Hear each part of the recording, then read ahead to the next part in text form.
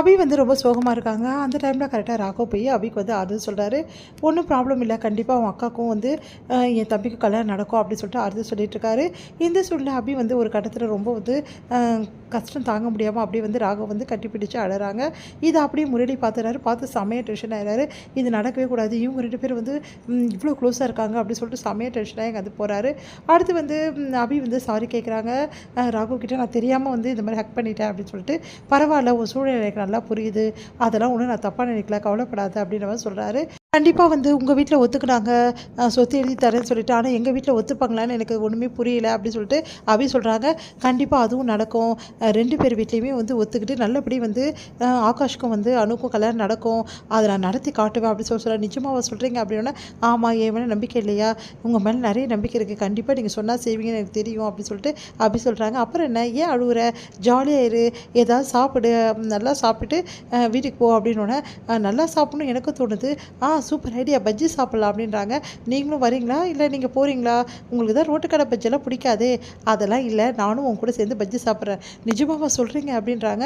ஆமாம், நம்ம 2 பேரும் போய் பஜ்ஜி சாப்பிடலாம் வா அப்படின்னு சொல்லிட்டு கூட்டிகிட்டு போகிறாரு. இல்லைங்க, நீங்கள் பெரிய பெரிய கடலை சாப்பிடுவீங்க, நான் சாதாரணமாக கடலை சாப்பிடுவேன், அதெல்லாம் ஒன்றும் கிடையாது வா அப்படின்னு சொல்லி சொன்னோன்னே சரின்னு சொல்லிட்டு பஜ்ஜி வாங்குறாங்க. உங்களுக்கும் வேணுமா அப்படின்னோடனே நிஜமாவா அப்படின்றா.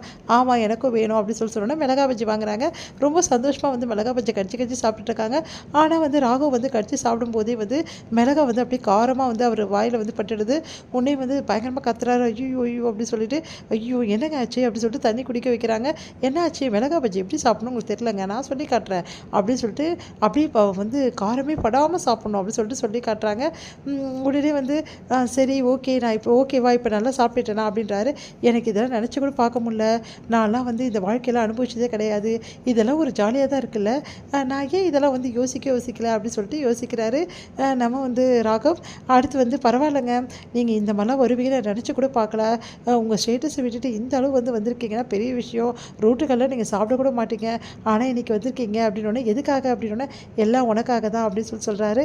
நிஜமாவா அப்படின்றாங்க. வேறு எதுக்கு வந்து சாப்பிட போகிற அப்படின்னோடனே உடனே வந்து அப்படியே ஒருத்தர் 2 பேரும் அப்படியே தன்னறியாமல் பார்த்துக்கிறாங்க. அடுத்து வந்து சரி இங்கே பாருங்கள் ஃபுல்லாக ஒட்டியிருக்கு உங்கள் வாயெல்லாம் அப்படின்றாரு. சரி ஓகே அப்படி துடைக்கிறாரு ராகவ். எங்கே இருக்குன்னு சொல்லிட்டு, இருங்க ஒரு நிமிஷம் அப்படி சொல்லிட்டு அவங்களோட முந்தானை எடுத்து தொடச்சி விடுறாங்க. உடனே வந்து சாரி, இதெல்லாம் உங்களுக்கு பிடிக்காது இல்லை, ஹைஜீனிக்காக இருக்குல்ல யோசிப்பீங்களா, அதெல்லாம் ஒன்றும் கிடையாது, உண்மையிலே எனக்கு பிடிச்சிருக்கு அப்படின்னோடனே என்ன அப்படின்றாங்க. இல்லை பஜ்ஜி சொன்னேன் அப்படின்னு சொல்கிறாரு. உடனே வந்து சரி ஓகே அப்படின்றாங்க. சரி இந்த மாதிரிலாம் வந்து வந்து சாப்பிடும்போது உங்களுக்கு வந்து கஷ்டமாக இருக்கும்ல, ஆனால் இப்போ எப்படி நீங்கள் எல்லாத்தையும் மறந்து சாப்பிட்றீங்க அப்படின்றாங்க. ஆமாம், என்ன பண்ணுறது அப்படின்னோடனே, ஆமாம் காதலில் இதெல்லாம் சகஜம் இல்லை அப்படின்னோடனே அப்படின்னு ஒருத்தர் பார்த்துக்கிறாங்க. நீ என்ன சொல்கிற அப்படின்னோடனே, இல்லைங்க காதல் நான் சொல்லிட்டேனா, சாரி நட்புன்னு சொல்லணும்ல, தெரியாமல் சொல்லிட்டேன் அப்படின்றாங்க. நான் வந்து அக்காவையும் வந்து குட்டி பாசையும் பற்றி பேசிட்டு இருந்தேன்ல, அதனால தான் இப்படி சொல்லிட்டேன், சாரிங்க அப்படின்றாங்க.